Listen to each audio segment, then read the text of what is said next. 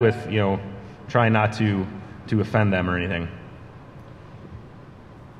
Oh, this is a kind of a related one, Mike. You can stay down on this one. This one is, you know, 13B is actually, you know, most, and we do this with the firm we work for now, is pen testing our internal systems. So I always call it like working the forbidden speed bag.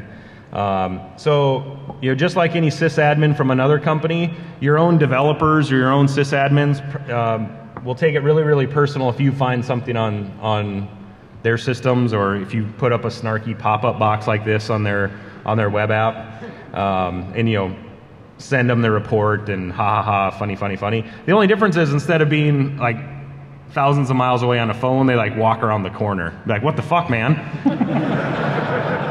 You know, so like, okay, all right, so yeah, so you can be as snarky as you want with your pop-up boxes. So. Yeah, I think as a side point there, I mean, the point here again is, I mean, you're a PT firm. You should either get another good PT firm to come at you, or make sure, at the very least, make sure you're doing it yourself. All right, so eventually we found out, which we didn't realize. Oh, issue 14. Oh yeah, I was all right. Go ahead. You got something good? Sorry. I don't really have a card for this one, but you know. Did you shave it into your back? I'm not as hairy as you. Okay. Yeah. So, issue 14. Oh, now you're sad. Okay. Yeah. All right, here we go. So this was a big shock to us, right? We thought, you know, we were going to be these elite hackers and print the money in the basement and do all these fun things. That's all we had to do. It turns out report writing is a massive component to what you do. Yeah. It also sucks, right? Because unlike a lot of the jobs in IT, pen testing, almost everything we do, right, is behind the scenes, and so. It's not like a manager can call up and say, you know, give me a metric on how many, you know, lines of code your department wrote today or something like that. I mean, it's a different beast to handle. And so a lot of times, as many of you know, the pen testing report is the final outcome. It's the final thing that your client will see. It represents you almost in your entirety, and you know, so it becomes a big deal. Yeah, so I mean, we've gone everywhere from like writing this thing completely manually, or by us I mean other workers that work with us, to trying to automate that as much as we can, and by we I mean other workers that work for us. So I mean, this is something that you have to do. So yeah, it's just kind of the do it right. Make sure you do it right. I'm sure most of you know this. When it comes to report writing, we try to tell. We're from South Dakota. Very ag-based, so we try to provide our reports in 3 levels. The top being one that you can give to any farmer and have him at least make sense of it somehow, right? Which is very difficult to do. The second one being a more executive technical summary for the technical managers, and then the third one being some very detailed stuff that the sysadmin security people can really dig into. And you can kind of see the progression there. Everyone does it a little different, but it's a huge part of your job that I guess we didn't really expect.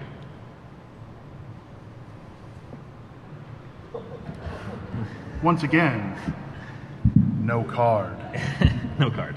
So obviously one of the issues, this is again more dealing with the client expectations. When we talk about that type of thing, one of the things that you need to really, you know, understand, and I know this isn't the audience maybe to try and preach us to, because we all get this, but your clients don't understand that, right? They're going to pay X number of dollars for a penetration test. Once they pay those X number of dollars that pen test, they're going to assume that you are now liable for their security for however long, right? And so that's just not the way it works, right?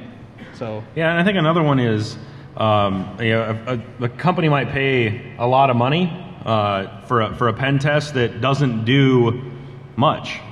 You know, it might be some automated tools, a little bit of manual digging around, a little bit of manual prodding, and you know, for them to check the box, that's enough. And you're leaving a lot of goods on the table, a lot of things, a lot of tools, a lot of techniques that you never even got to try.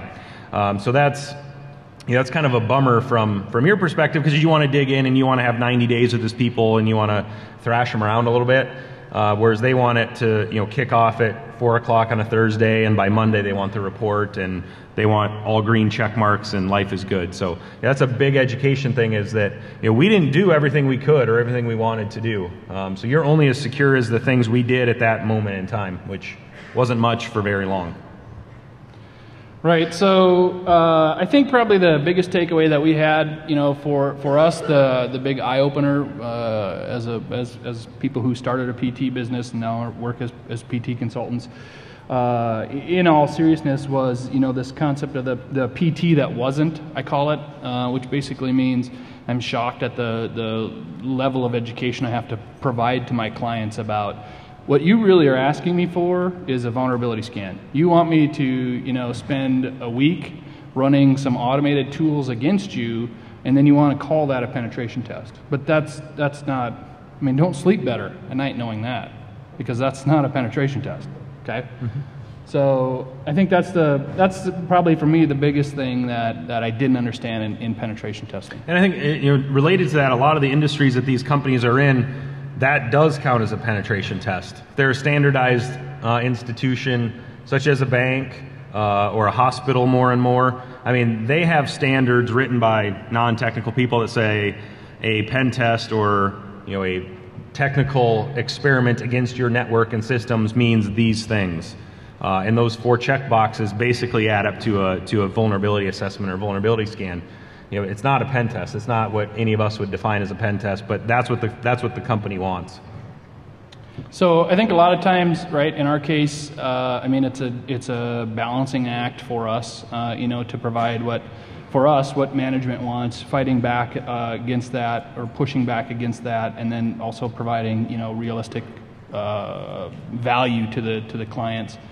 We're not hardcore elite pen testers. There's lots of great people I know in the industry, and I just want to give a couple of heads up. If you're looking for hardcore stuff, look at like Eric from Lair's, Eric Smith here. So there's some other guys, Attack Research. I know Josh does some stuff with DAF and Stuttered on Burp Suite. There's lots of really great things out there. Just be educated in how you work and how you get this stuff.